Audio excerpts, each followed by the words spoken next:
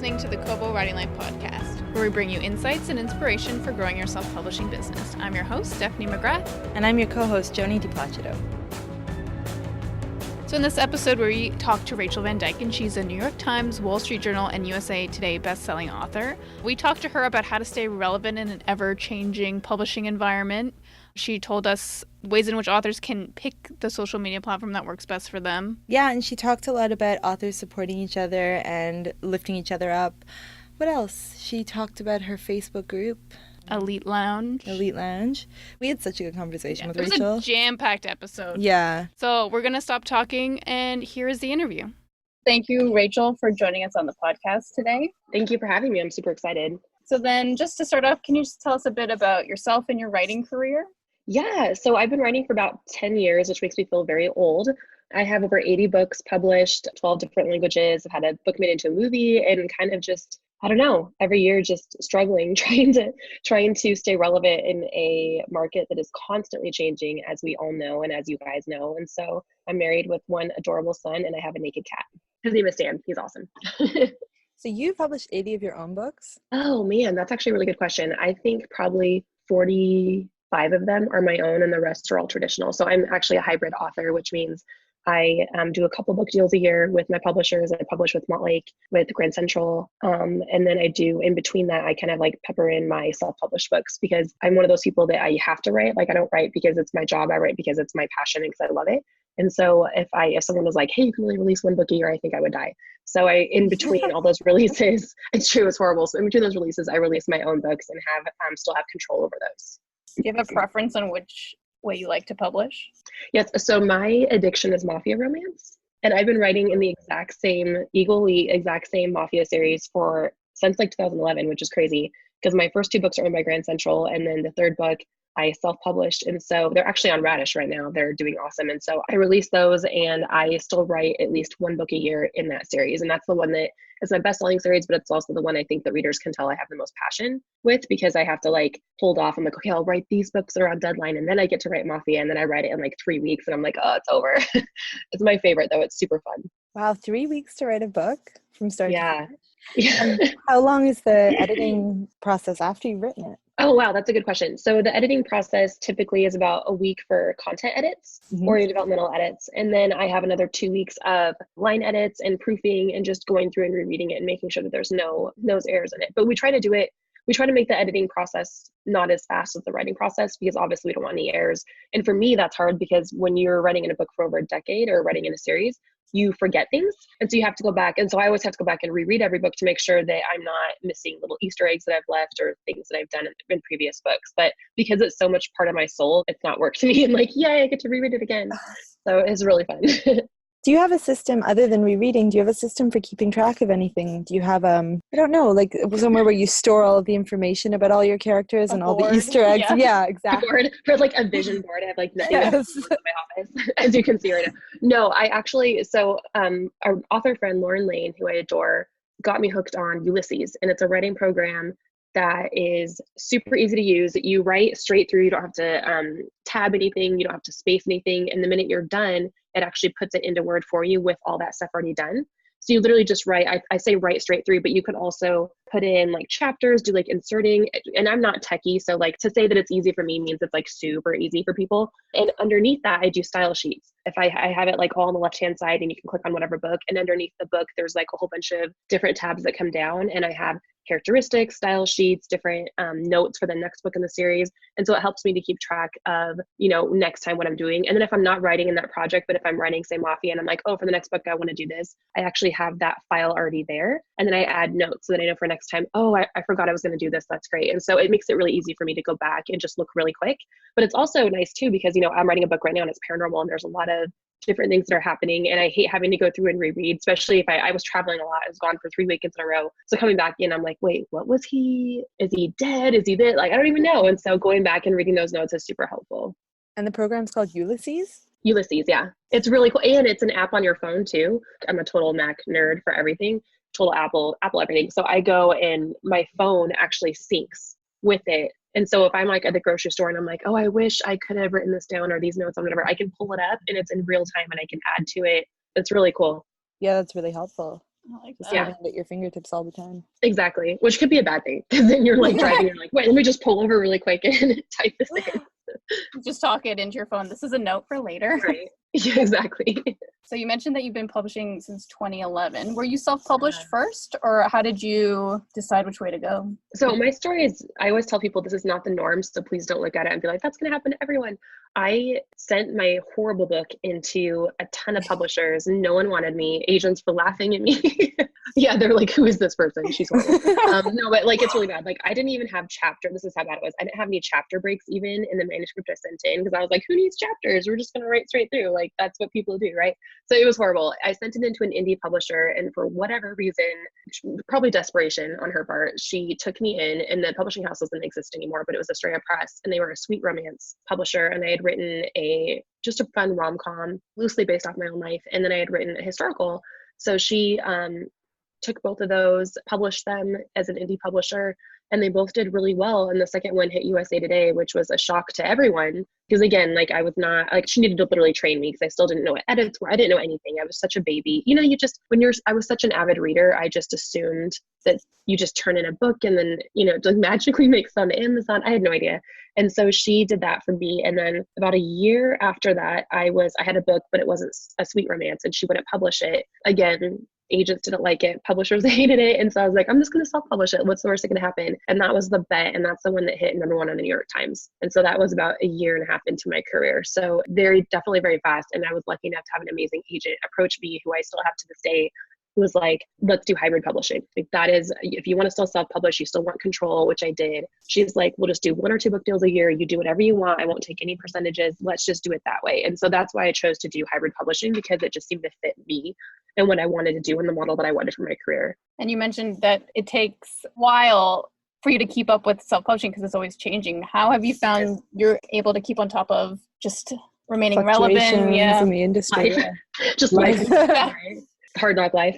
You know, it's one of those things that I always tell people, it's a marathon, not a sprint. So you can't look at it as like, I'm going to hit this level of success, and then that's when I've made it, or I'm going to do this, and then I can just like sit back and go to the Hamptons with Nicholas Sparks. Like, I think that's that's what people think, though. I honestly am like, when people think about what we do for a living, I think that's their vision. They don't know that we don't wash our hair for 7 days because we're sitting in front of the computer, you know, seriously, like working, you know, and writing up these stories, and you don't have any social life. You don't really have a life, because publishing never sleeps, and people don't understand that. Like, to take a vacation in publishing is like, no, you don't do that. There's never a vacation, because you're constantly responding to emails. And for me personally, I don't want someone else to do that, to pretend to be me. Like, it's always me responding. It's always me on Facebook. Like, I don't have anyone that I pay to do that. And so I think in publishing, the biggest way to stay relevant is to make sure that you understand that you yourself are the brand, not your books. So I'm hoping that when people look at me, they're like, oh, even if she's writing paranormal right now, I'm still going to buy that book, because it's still her voice, and I really like her. Like, I like her. So like, and it's something that my husband and I have really,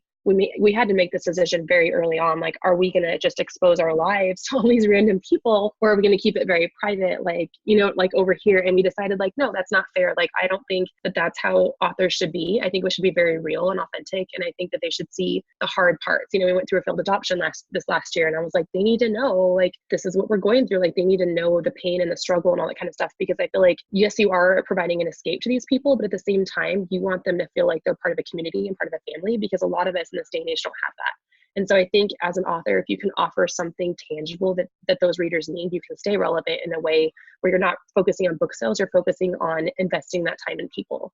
Did you figure out the line between what you wouldn't show someone, or is it just all like, I'm okay with anything? Honestly, I feel like I don't have a line anymore. Yeah, I know that some people aren't comfortable with that, and that's totally fine, but I feel like that is my calling. You know what I mean? To be that person.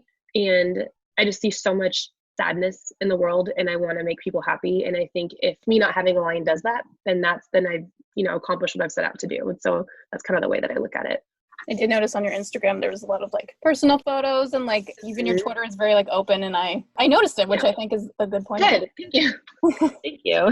Is your family involved in your business? You're saying that you and your husband were part of this conversation. Is it just because he was also featured in your personal life, or is he actually involved in your publishing business? He actually owns his own indie publishing house. So early on, we noticed that a lot of people didn't, just like me, were like, here's my book, like didn't understand. And so we were like, there's like this niche, like let's help people and help them publish their books, pay for their editing, pay for this, and then help them like launch them so they know what to do. And so he has about 50 authors, I want to say. And then on top of that, he is the VP of my corporation. And so it's funny that you asked that, because this last weekend we were at Book Bonanza, which is, we call it like Comic-Con for authors. You know, Colleen Hoover does an amazing job with it. It's very crazy. There's over 2,000 readers. He shoots, he's a model for Wander Aguilar, I always say his name wrong.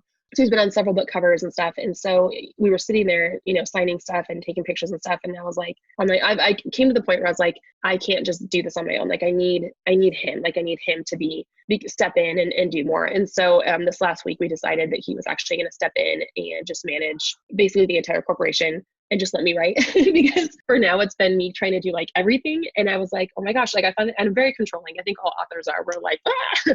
But I think I finally got to the point where I was like, oh my goodness, I could pay someone to do this, or I could have my husband step in, who I adore and who I trust with my life. And he could step in and take this piece that's been very much stressing me out. And so he actually yesterday was like, okay. And so we like started setting stuff up. So we actually started restructuring our entire company as of yesterday. Yay. Wow. So yes, he's very heavily involved now. Now he is. I love how many of our female authors have employed their husbands. It's the greatest thing. It happens a lot in this industry, and I don't think it does anywhere else. I think too, because you travel so much and because you want your family to be a part of it. And like for him, like if he was at a normal job, I wouldn't see him. I literally wouldn't see him because we travel so much and there's so much with publishing that people, you know, don't see, and you need that writing time. And so he had finally met Logan, so T.M. Fraser's husband, I think for the first time, and people kept calling them, they thought they were doppelgangers, and I was like, yes, they are.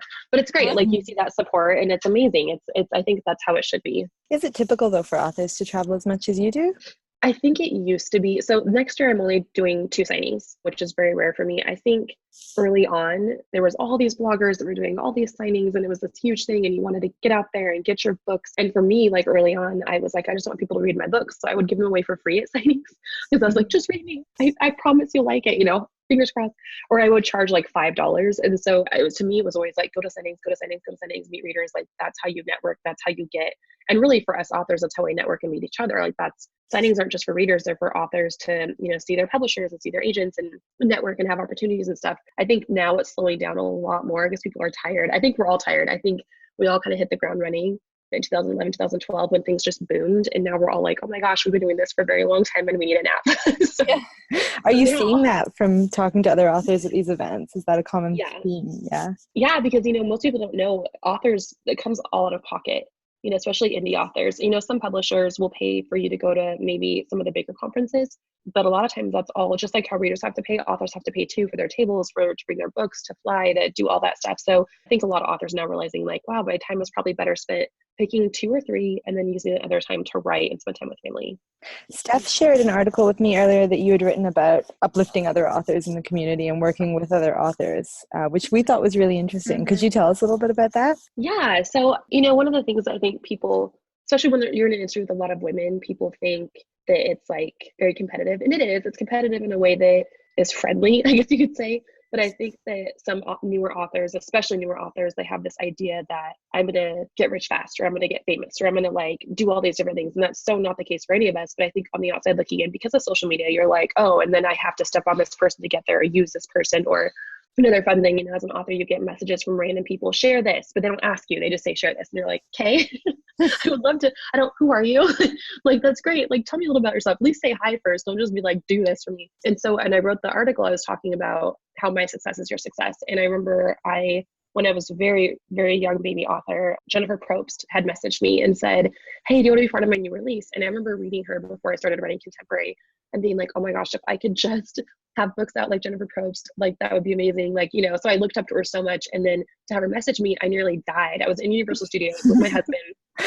Like, oh my gosh, Jennifer Probst. And I was like, no, it's okay. I'll share whatever you want me to share. I'll talk about your books. I'll go, I love you. And I like went off on her. And she was like, no. She's like, no, that's not how this works. And I was like, what? And I'm like, what are you talking about? And she's like, no, like, I want you to use this time to talk about you. Because if you're successful, I'm successful. We're both bringing in different readers. And I was like, oh my gosh. And it literally, she makes fun of me now when I say this. She's like, you're lying. I'm like, I'm not lying. But it literally changed my life because I was like, oh, this amazing author who I look up to so much just told me like how it's done and was so kind and gentle in it that I was like, that's how it's done. Like, my success is your success. And it's true. Just because someone likes Jennifer Probst doesn't mean that they can't like my book. And these readers are so voracious, like they're going to buy all of them because they want to read. They just want good content. So my job as an author is not to compete against Jen. It's to just provide really good content. And I think sometimes that gets lost when people see people having success. They're like, oh, she got a movie. I wish I had a movie. Or she hit the New York Times. I wish I would do that. You know, they start to have like this I wish, not realizing that that's not the point. The point is not to hit those levels. And I think the crazy part is people have this idea that, okay, once I hit that, then I've made it. But that's not true in any area of your life. You're always going to want more. Do you know what I mean? And you're always going to want to double that success. And so that's never a good, healthy mindset to have. The mindset to have is to do the best that you can do at what you're doing and just let the rest kind of fall away. And so that's something that Jen taught me, that I've done a couple panels with her. And I feel like I always talk about the story, but that's something that she taught me that I think is so crucial in this environment.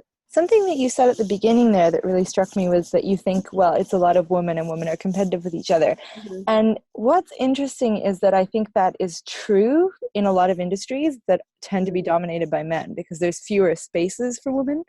Whereas in romance writing, it feels like it's dominated by women and it's all women. And then that attitude seems to be disappearing, this competition. It's just interesting to me. I wonder if that's why there's more support because you're not competing for one spot like you are in other industries. Right.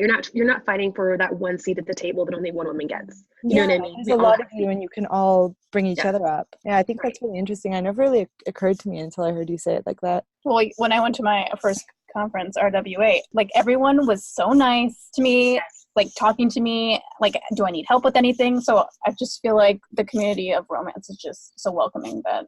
Yeah, like you literally walk into RWA and look like a lost lamb and you will have at least 70 people come up to you. Do you need someone? Like, do you need water? Do you need, and you're like, yeah, maybe, I don't know. Like, I think the crazy part about that, it's not fake. It's really not. Yeah. And I think it's really unique. I can't think of any other industry that's like that. Even traditional publishing typically like is very female dominated, but not necessarily at the top.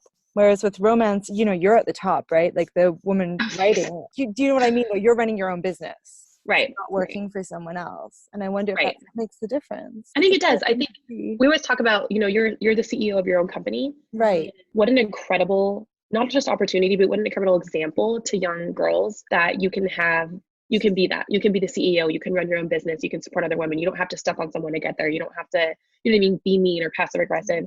And I'm in another author group and we always talk about like, you are the boss, like you are the CEO, like, yes, you may have hard days, but you are literally running your own company. That's amazing. Like to be able to say that is such a cool, and I think that's such a good example, especially like, as you said, in corporate America, you are clawing to the top. There is that glass ceiling. And I feel like romance writers, we just break right through that. We're like, no, that doesn't exist. And I think that's such a cool example to set for people. Yeah, I completely agree. I'm just wondering, so you have all these author friends, but how did you actually find your author community? Was it just people emailing you, being like, I love your books, let's be friends? Or how did right. Let's be best friends. I actually did a talk on this like 2 years ago, talking about just anxiety and fear. I think a lot of us are introverts masquerading as extroverts. Like people think, oh, you're so extroverted at conventions. I'm like, no, I just know I have to be. I go to my hotel room and cry in the corner, literally still, like, because you're so emotionally just like you give, and then you're just going to your hotel and I'm like, I don't even know, like, do I need to sit? Like, what do I do? And so I think that one of the biggest things I tell people is you have to fake it until you make it. You have to be out there. I know you don't want to go to class. I know you don't want to go to that panel because people might stare at you. I know you don't want to go to the keynote because it's at 8 o'clock in the morning. You need to go, especially if you're early on in the industry, because that is how you meet people. Like, I remember my very first RT, I just wanted to stay in my room. The publisher even stayed in her room. And I remember just being like, my husband was like, you have to get out there, like go meet people, introduce yourself. And I was like, I don't want to introduce myself, but you have to. It sucks. It's horrible. And I'm even now, I'm like, oh gosh, as I like go and I'm like, everyone's at the bar and you're just like panic attacks. But you have to do that because that fear is what holds back your career. Especially in this industry, because that networking is how I've met all my author friends. And the other thing that I do is I feel like it's never bad. I read all the time. I read like 5 to 10 books a week still, even though I'm writing, because I just love reading.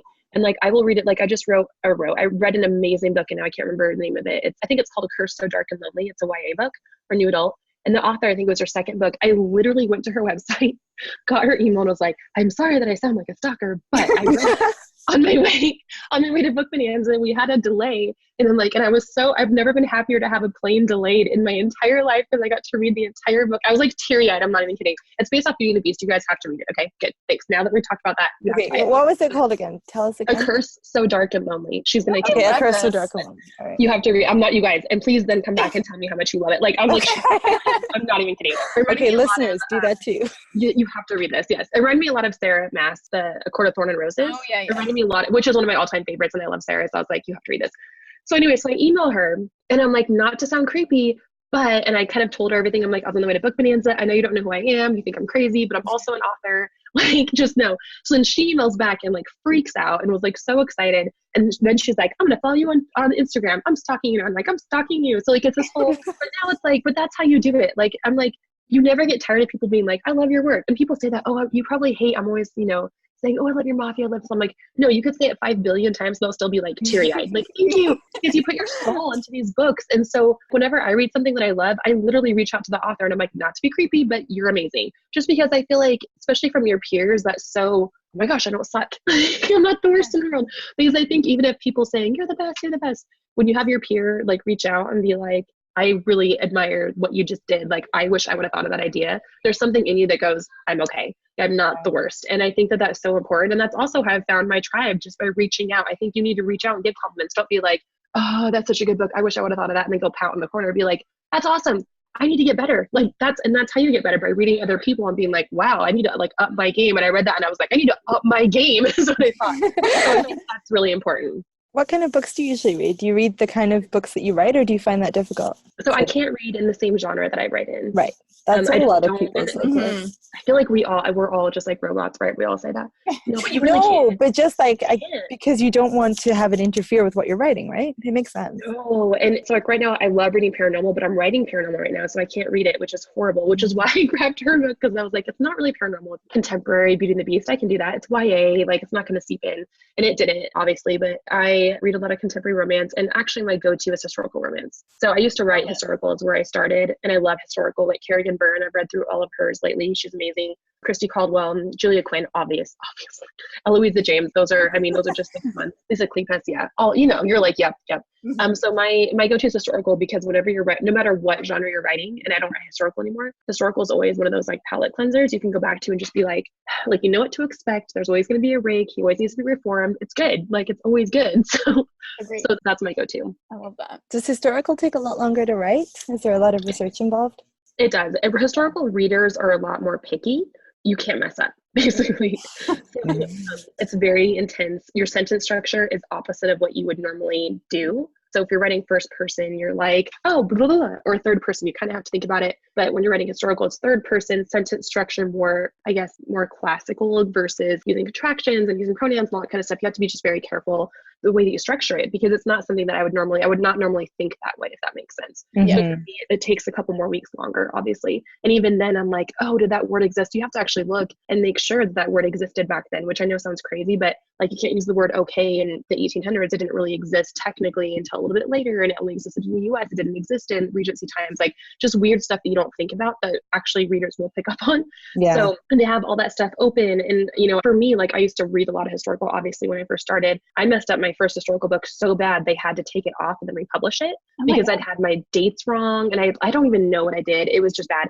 So thankfully people like looked past that and just liked the story, so it was fine. But people were they were harsh. Like I had named, that's what I did. I had called her Lady something, and he had used her first name without being introduced. And I got like raked over the coals for that. Like, that would never happen. I'm like, you didn't live then. But it doesn't matter, because they're like, no, I know this. And so it is definitely a lot more stressful. My sister actually writes historical romance and does an amazing job. And it kind of made me be like, okay, I can never do this again, because she's so much better. So I'm just going to let her take that part of my life and just go. And she writes Scottish romance. Like, she's amazing. It does take her a while, because she's just like, it's hard, Mm-hmm. Does your sister self-publish too? She's actually with Kensington. Okay. And then she does self-publish some too. But yeah, right now she's writing with Kensington. She actually has a book coming out with, I forget the other girl, but Sylvia Day is actually, they did like an anthology together. So it's going to be really good. I'm excited for her. Cool. Well, it's really in the family. Yeah. It is. Is she in the corporation yet? Not yet. No, she has her own. So, yeah. So you might have answered this one already, but what was the best thing that you've done for your publishing business? Could have been your husband helping you now, but right. So I think the best thing was getting a lawyer and getting everything drawn up. I think people don't understand that like when you self-publish, like taxes and stuff like that can kill you because you're working for yourself, right? So it really is a business. And I think my biggest advice to people who are starting out is don't wait until you're making money. Do not wait. Like go to a lawyer, get everything drawn up, making sure you have an S corp if that's what you want to do, an LLC, whatever it is, because no matter what, that is a separate entity, and you need to make sure that you are running the business as a business, basically. Like, yes, it's a fun job and it's amazing, but you are, again, you're a CEO, you're working for yourself. So you have to make sure that you cover yourself in that way and protect yourself. And that's why that's why I always say going to conferences, because they always have people there that are talking about taxes and talking about having your own business and how to run it and how to pay employees and 1099 them and all that kind of stuff. So I think that's really important. But yes, my husband also now joining in has been probably the best decision ever. How long did it take you once you started writing to figure out that you needed to do all those things? Did you get successful first and then go, oh, I should probably make this a business? Yes, actually. About it from the start? Because that's what I think most people probably are like. Yeah. You start writing and then things are going well and you're like, I don't know how to do taxes. Right. Nobody knows how to do taxes. No one knows how to do taxes. No, nobody. And you go from I went from making like $18,000 a year working 3 jobs to all of a sudden like, oh, I am making a little bit more now. Oh, like, how do I pay this? It's one of those things that like, you're like, I have to be an adult. I don't know how to do that. And I was, like 25, 26. So I was like, and so luckily I had a really great accountant that was like, my first check, he was like, okay, we need to figure this out. And he just is like, so much. And he was an accountant, obviously, but he was part of the book industry. So he's like, I have to research this because I don't even know foreign deals and all these different things. And yeah, it's definitely very difficult. So for a lot of us, it was kind of like, whoops, I fell into this and now I have to fix it. And then you pay a ton of taxes and you're like, how do I not do that anymore? I mean, you still have to because you work for yourself. So yeah, I mean, it's just one of those things. I think you kind of mess up and then go, okay, got to fix this because this is not fun. Do you have any advice to authors that are in that position now where they're just avoiding figuring out the business side of things? Where should you start? I think you start with calling an accountant, someone that you trust, a CPA, someone that can give all your paperwork to and be like, look, like we need to figure this out. I don't know if we need to pay quarterly taxes. I don't know what I need to do with this. Start with them and then go to find a lawyer. You can even do it online. Honestly, it's really easy, and draw up paperwork for an S corp or for an LLC. I think it's a couple $100 to do it. I think for us, that was a couple $100 to draw up paperwork for an S corp because it's very basic. And just get that done so that you're not shooting yourself in the foot. It is stressful, yes, and it's not fun. And adulting is never fun, but you'll be happier getting that done, getting it off your shoulders and having to deal with owning taxes or later on. I think too, the other thing is we get paid in royalty checks, right? Or we get paid, in lump sums from Amazon and from Kobo and from Barnes & Noble. Like we always get, that's how royalties work. And I think when you start making money, you just see money. You don't see like, oh, some of that needs to go to the government. Yes. I've seen a lot of authors get into trouble because they just spend and they don't realize, no, you need to at least save 30% of that just in case. Like you need to put that aside. And so that's the other thing is when you have a good team or a CPA, they're the ones that are telling you to do that. So you don't mess up. So you're not like, uh-oh. And I even knew a publisher that was like, oh no, I owe all this money in taxes at the end of the year. And I was like, why didn't you? In my mind, I'm like, why didn't you save money?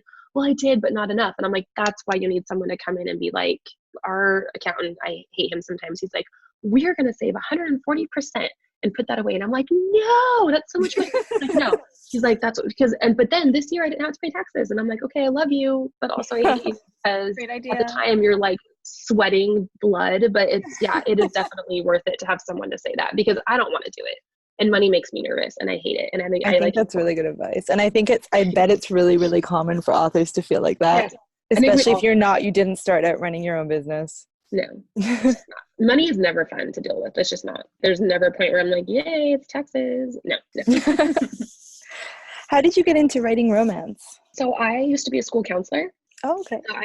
So right out of college at 21, oh gosh, in hindsight, I'm like, why did they let me counsel kids? But at 21, I went to private Christian school as a counselor and was in charge of like 800 kids, which was a lot, obviously, for my age. And I also worked for the state as a PSR worker, which is basically like if kids have autism or if they have, dissociative identity disorder, different things that they're struggling with, any sort of mental illness or any sort of like developmental problems, like you take them and you bring them to environments that maybe are their triggers and you help them learn how to behave in those environments. And so I would do that. I would teach and also I taught. I would teach Spanish, drama, music, and then I would counsel until like 3:30. And then you were 21? At 21, yeah. Oh my God. Again, like, right? I'm like, that's why I was so stressed all the time.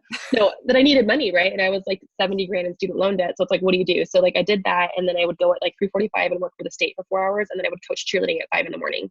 Yeah, so I like, it was a lot. And then during all of this, like my only escape from all the stress was reading. And so these kids, I learned they just needed an escape, right? And so I would take them to the library almost every single day, and I would be like, pick out a book.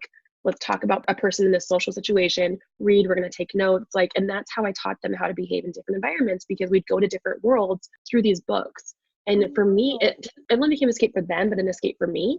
And so then they'd be sitting there, you know, they're old enough to, I'd be like, I'll be right back. And I would go to the romance section and I would check out like 15 books. I'm not even kidding. It's so sad. My husband was like, I remember that. They'd just be like stacked. I'm like, yeah, I read them like one day. And I would stay up till like 2 a.m, get no sleep, and just read and be like, I want to do this so bad. And so I remember one day I went back to my office, and I had different office hours for counseling, and I would have downtime in between. And I would just started writing. I just started writing stories, and I was like, I can do this. I remember just sitting there being like, I can totally write like Jill Quinn. No, I cannot. But in my mind, I could. And so I started writing, and then I would send, my sister was going through a divorce at the time, and her husband had fought in Iraq, and he came back with really bad PTSD. And she had 2 little kids, and just was like, things were just really rough, like financially and just emotionally. And so I would send her chapters every day, and then I would send her devotionals too. And so on like little allegorical devotionals and stuff. And so she started responding, being like, you really need to publish this. And I was like, no, like, you're my sister and I love you. It's like when your mom's like, you're so pretty, but you have crooked teeth. Like, okay. Like, that's what it felt like. And she was like, no, I'm serious. Like, this is, I would like, I love reading. I would read this. Like, I would buy this. And so she's the one that actually encouraged me to submit to publishing houses. And that's kind of how it all started. So it was always romance. It's really cool. I love that's such a great backstory too. Do you have any romance favorites everyone should be reading? I think the Bridgerton series from Julia Quinn, obviously that's going to be on Netflix with Shonda Rhimes. Oh, I'm ready for it. Dude, I've been ready for this for like a decade, right? Like this is like, we're finally getting this. No, and like the casting has been, I'm here for this. I'm so excited. So I think that one is always one that I'm like, even if you hate historical, there's no way you can hate those books. I don't think I could find one person on this earth that'd be like, meh. I love obviously J.R. Ward. Funny story about J.R. Ward. When I first met her, I bowed. Oh wow. Yeah, it was last year. Yeah, no, like I think I just was so overwhelmed because she snuck up on me, because I was supposed to have lunch at her house because we were there for the 1001 Dark Knight signing for the J.R. Ward thing down in Kentucky, which is again in a couple weeks. And Liz was like, hey, here is Jen. And I turned and I just went like, hello. I hate myself to this day. I'm like, oh my gosh, why did I do that? And so, yeah, so now I'm always known as the one that bowed. But yeah, so her books, The Black Dagger Brotherhood, right? She at least remembers. She does remember me, actually. She was like, Rachel, and I'm like, awesome. She knows. Well, and we both had just had a tooth pulled or something, so we're both like, oh look, we both have the same tooth missing. Anyways, now we're both like teeth people. But her series, Black Dagger Brotherhood, is also one that I think that if you don't like paranormal, if you don't like contemporary, that is one that, again, you can't read that and be like, meh, because it just compels you. And she's such a compelling, not just writer, but even just like a speaker, just as a person, just very. She's one of those people that I'm like, she leaves her soul actually out of her body and inside her books. I'm convinced. And so books like that are just the best. Obviously, they're so good. Awesome. What can readers expect from you next? You have an exciting title coming out next year. I do. I'm so excited. So I am. I adjust my glasses like a nerd. So I wrote a book with Kathy Ireland, and it is based off of her life in the modeling industry.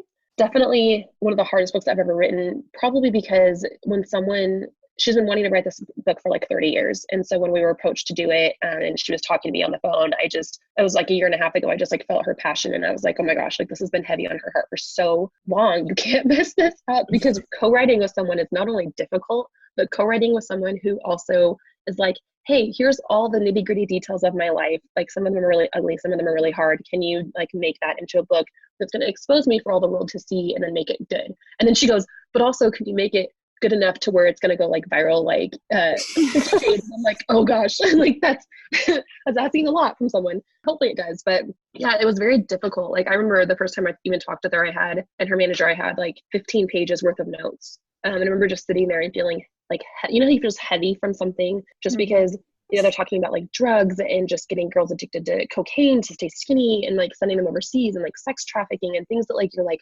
no. Like you think Devil Wears Prada and Vogue and Happy and all these things. And it's definitely like very, very dark, especially back then, because she started when she was like 14. And then she, you know, like one of the stories I said is, you know, and I talk about it in the book, is people don't know this, but like when you would go to New York and stay in those really crazy cramped apartments, you were there for 3 months. If you didn't make it, your agent sent you back home and then would send an invoice for all of your stay, for your food. So like then you were in, not only did you not make it, but you were in debt. Right. And you most likely sold your body in order to get certain things because that's just how things were done. So it's a very, very revealing book. Yeah, the modeling world is super dark. It is super dark. And I get chills thinking about it. And like other hard part is a lot of the people that she wanted me to put in that book are still living. Oh, wow. So when they read it, they're going to be like, that's me. And so in a couple of very famous families, it was very difficult to be like, okay, they can be okay with this because we're not really putting him in a great light right now, but I think it's going to be really great. And I'm really excited for it. And I think one of the things that me and her really wanted to convey to people, especially to young women, is the power of no and the power to be confident in yourself rather than relying on other people and other things telling you what to do. One of the messages that her manager always said and that she said is that no is a full sentence. You know, and that's something that, like, especially in this day and age with, you know, consent and the Me Too movement, like, I feel like the timing is so good. Yeah, so we're very excited. It's called Fashion Jungle. It comes out in January, and we're going to be excited to read the same. Yeah, it's going to be great. I mean, we're debuting it, believe it, Fashion Week, Fall Fashion Week in February too, at the end of that. So it'll be really good. And I think, and it's more women's fiction. It does have romance, but there's 4 different storylines, very, very diverse as it should be. So I think any little girl, no matter where she's grown up, what demographic, what race, is going to identify with at least one character, which I think is very important too. Is it aimed at young girls? Is it a YA? No, it's the women are all in their 30s, but there are some flashbacks from when they started in the modeling agency. It's kind of like these women that are, I want to say like my age, they're looking back and having all these regrets. You know, everyone thinks that they have these perfect lives. They're so famous. They're, you know, everyone knows who they are. And yet there's all this hidden stuff that they don't talk about even to each other because it's just so painful. And so these 4 women are best friends. And it starts off with the suicide of one of their friends. I started writing it right after Kate Spade, that whole incident. And so it was very, very raw. And we wanted to make sure that we were, you know, obviously making everything very relevant for the times that we're living in. So I think, yes, it's clean enough that like a 12-year-old could pick it up and be fine. But it's also something that like a 60-year-old could read it and be like, oh my gosh, that's me. You know what I mean? So it's something that we tried to really hit every target for women. That sounds great. Yeah, I can't wait to read it. Yeah. Did you guys watch America's Next Top Model back in the? Yeah. Do you remember season 1, Elise, the girl that I think she didn't win? Did she win? Maybe. No, she didn't win. Elise, she had a really, really great live journal for years because she was a very successful. Yeah, it's probably still online. It died at some point in like 2013. It's a long time ago. But she was a great, great writer. She was the one that was going to medical school, but she was a really good model. And she did really well in Asia. She went and she lived in Asia and she lived in those cramped like model apartments. She was very successful, but she was such a good writer and she wrote so much because live journal is really hard to read as well. Like you have to click backwards for like forever. And I spent like days just devouring the whole thing. It's fascinating. You should reach out to her and be like, you should publish this. I don't know why she hasn't. Like, I really don't know why she hasn't. That's going to be your new thing. You need to just reach out to her and be like, I work for Kobo and we want an exclusive of this book. See, I'm helping. Please, if you're listening to this, please get in touch. Kobo wants you. Yeah. Anyway, that's your project, Joni. I think it'll. I like it. I'm here for that. I will totally help you with this. Yeah. Amazing deal. Oh yeah, we were going to ask you about Wine Wednesdays. Your elite lounge. Yeah. So Facebook asked me to beta test a subscription groups. So basically you pay like $4.99 a month to be part of this group and then they have exclusive content. And in mine, I basically just post as I write, I post all the chapters. So basically get every book that I write for free early. Basically. Yeah. And then I do like a Fun Fitness Friday. So I have a doctor in there and a trainer that talks about like nutrition. And I do little videos on like, hey, if you only have 8 minutes today, do this and you're going to do better than if you go for a 10-mile run. Like not really, but close to that. So I do CrossFit. And so I try to like tell people like, hey, body weight exercises are the best way to go. It's a huge passion of mine, like staying fit, but also just staying healthy for, you know, your kids and for your family so that you're around. And so we also have Wine Wednesdays where people can wine. Well, we drink wine. We talk about wine, but they can wine about just like let loose and talk about stuff that is going on in their lives that is making them sad or things that are just like really struggling. And honestly, this last week was horrible because we had some readers that were just like, my husband's dying or this is going on. And I'm like, oh my gosh, like, how do I not know this? But my other group was almost like 10,000 members. And so they feel like they can't safe, like it's very personal, and they know that it's more of just like a fan group. And so, but in this group, they feel like it's family. So they feel like they can say something. And so, yeah, just, it's amazing. Like, you can put in your prayer request, you can talk about what you're struggling with, and it doesn't leave that group, which is awesome. And that group, we have like 130 people in it. It's very small. And I bring in other authors to talk about like meditation and different things. Like BB Easton came in, who also, her Netflix series is coming out, which is really exciting. But BB Easton came in and talked about meditation and all that kind of stuff. And it's so helpful just having someone come on live and be like, okay, this is how you relax, because sometimes we need to know how to like take that deep breath and relax. And so it's been really fun. I at first was like, oh man, I wish it was bigger, but now I'm like, no, I think that it is exactly what it needs to be for the people that are in there. Every time I go to a signing, I get approached by people that are like, I'm in your elite lounge and thank you so much, because they're people that are more shy, or they're like the lurkers that don't post but just read everything. Yeah. And it also helps me. And we also have a lot of authors in there. Yeah. And we have authors in there that are like, they're wannabe authors, but they don't know where to start. So we do like writing prompts on Monday and different things. And I think that's just, to me, it's just so much more intimate and personal and helpful. So, because I think a lot of times it's hard to just like post in a random group, because then you're like, are they going to respond? Is it going to get ignored? Do people even care? And I think in the social media, it's hard, because that's like your only social interaction sometimes. And so I think that it's important to have something like that. And how does it work? It's just a Facebook Live event type of thing? So it's just like any Facebook group, except for you can't, if you want to join it, you have to pay to join it, basically. Mm-hmm. And so we do lives. We have like you can do lives. We have different like posts and threads. They have almost things that are like homework, to where like, if you haven't read it, it'll show on your screen that you haven't read this post or like finished this project. Oh. And so then you can keep track of like the different posts too, which is really nice. And in a larger group, it'd be great to have that, but it makes it to where if you haven't been active, you'd like log on and you go there and it's like, oh, this happened, this happened, this happened, this happened. And you can click it when you're done. So it's kind of one of those things that like, if you're not active for a while, you can still keep track of everything that's going on and not feel like you're like been left out. Yeah, that's a cool idea. Yeah, I didn't even know those existed on Facebook. Is Facebook where most of your readers live? I think probably. I say that, and then at the same time, I have so many readers that are like, I found you on Amazon or on here. So I think it just depends. I think maybe 5 years ago I would have said that. I think this day and age, I have a lot of people on Instagram that aren't on Facebook that are like, oh, I'm like, I don't read your books, but I follow you on Instagram. I'm like, that's good. That's my favorite. I'm like, one day I'm going to get you addicted and you're going to be like, oh my gosh. So a lot of people on Twitter, my goal is to get people off Snapchat, because there's a lot of younger readers that aren't millennials like us that are like, that's where they get their news. That's where they get like everything. And I'm like, how do I get this? How do I get them? You know what I mean? How would I get them addicted to it? Because a lot of them, do everything on their phones. And so that's such an easy thing. And that's honestly too why I went to Radish, or Radish came to me, and they're doing my Mafia series. It's still up on Kobo, it's still up everywhere on Amazon, but on them, they have like the app where people who maybe don't read on Kobo or Barnes & Noble or Amazon, Apple, they can read it on the Radish app instead. Because a lot of those readers are like 17 to 22, and that's their age. Crazy. And I mean, it's just as we talked about staying relevant, it's about finding those different demographics and tapping into those, and not just being like strictly Facebook or strictly social media. What's Radish? Do you know what that is? It's kind of like Wattpad, I believe, right? It's like a social storytelling network. Small chapters. Yes, small chapters. Like for mine, the first 24 chapters, I believe, are free. And then if you read it to that point, you get these free coins that you can put towards any book, and then you pay to unlock the rest of the chapters. So authors can still make money off of it, which is great. A lot of authors put their backlist books on there, as well as on, all of the third-party sites, just because it's just one more place for people to discover you. And things go viral very fast on there, which is, again, why I was like, because we've been trying to get this series into like a movie or series for like the longest time. And every time it's too violent, it's too gory, it's too all these things. But then also like, yeah, it's a great selling series, but it has to stay relevant for a long time. And so we're like, if we put it in Radish, hopefully it'll like continue to get a good read through, and people will be like, hey, this is on HBO, yay. That's the goal. So that's why we did it. But yeah, people are rabid. I mean, if you go on there, like some of those stories have millions of reads. It's crazy. I met a very young writer at RTC, Romancing the Capital, who was 19, and she was just kind of chit-chatting to me about Wattpad and what it was like at her school when she was 14, and they're so engaged in it. Like, this is, it's keeping up with new stuff. We both missed that boat. We are definitely too old for the Wattpad boat. But no, like it was a big part of our high school experience, it sounds like. And so getting that audience and tapping into it, like, you know what? It does sound quite exhausting.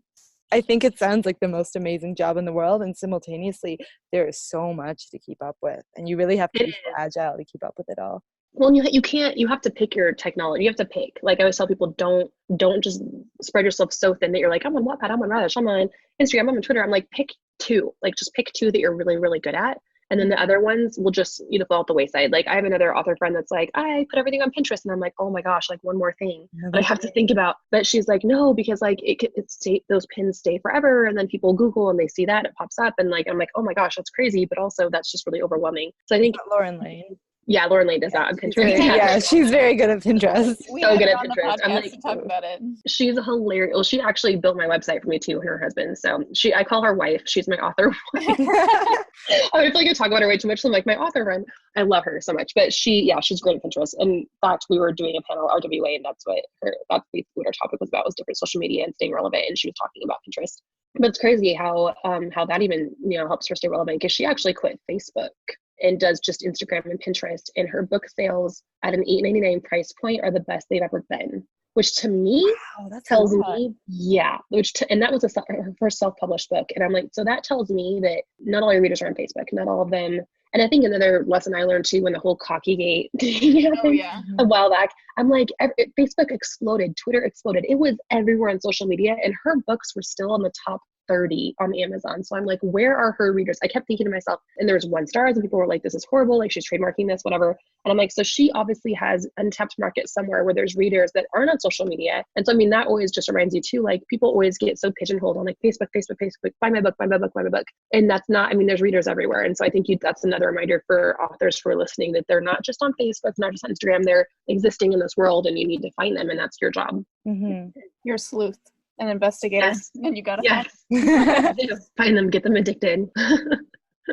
Awesome. All right, thank you for sticking with us. This is great. Yeah, thank you so much. Me too. Yeah, this has been really fun. I really appreciate you guys. Thank you. So we have an exclusive offer for Kobo podcast listeners. Rachel's title Capture will be available on Kobo.com with the promo code KOBOPodCapture for free. So you can get Rachel's title for free from September 25th to October 25th.